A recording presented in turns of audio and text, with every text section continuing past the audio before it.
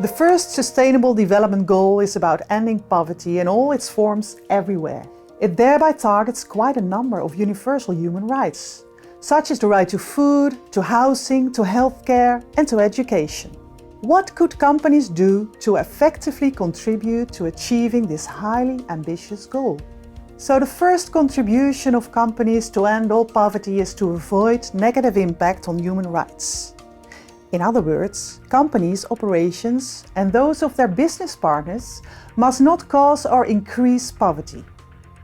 For example, this means not polluting farmlands and waters that deprives people of their livelihood. It also implies not to push local people out of business by destroying their markets. And it means not exploiting people, not underpaying employees and not holding back their overtime pay. Respecting human rights also implies that a company pays its fair amount of taxes, because this provides governments with the means to play their role in eradicating poverty. These were some examples of avoiding negative impacts. But there is more. The SDGs call upon companies to actively contribute to the achievement of the SDGs. So, what else is needed? Ending poverty is also about creating positive impacts. You may think the presence of a company in a certain area already creates positive impacts. And that is true. Companies provide employment and usually growth and prosperity. But more is needed.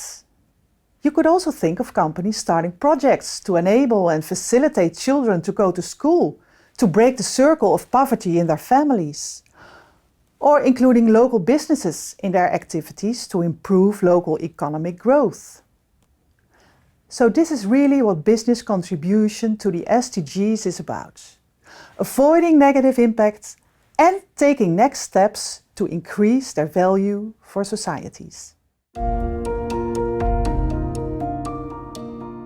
Let's dive a bit deeper into an example, a key instrument to combat poverty, and one that companies are able to influence, paying a living wage, not only to their own workers, but it could also ensure that workers in the supply chain are paid a living wage. The right to a living wage is a universal human right, stated in the Universal Declaration of Human Rights of 1948. Everyone who works has the right to just and favorable remuneration, ensuring for himself and his family an existence worthy of human dignity. A living wage is a wage that allows workers to cover their basic needs and those of their families. Not just food, but also healthcare, housing, education for their children. A living wage is different in every country, as it depends on the costs of living. Many countries have legislation to pay a minimum wage. However, this minimum wage is usually lower than the living wage. This means that just complying with local regulations may not be sufficient to get people out of poverty. In practice, a huge part of the global workforce in supply chains is paid wages on which they cannot survive. And looking at the supply chain, fashion brands, electronics companies and supermarkets could use their leverage over their suppliers to make them pay a living wage. But the reality is that this is hardly ever done. On the contrary, they often negotiate lower prices or faster delivery of products, which leads to even lower wages for workers.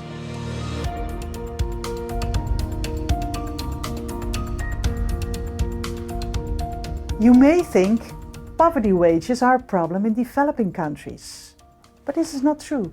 Many people in the United States and Europe do not earn enough with one job and need 2 and sometimes 3 jobs. Think of outsourcing, 0 hours contracts and a move from labor contracts to service contracts, particularly in the gig economy. Whilst the link between poverty and not being paid a living wage is obvious, the solution is not easy or straightforward. Many questions can be asked. How do you assess a living wage? How high should it be? How should you implement a living wage? Who will pay for it? the buyer, supplier or consumer, or all in some way.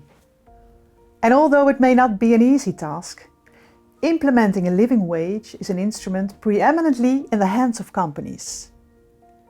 They can be a game changer here and contribute substantially to ending poverty in all its forms.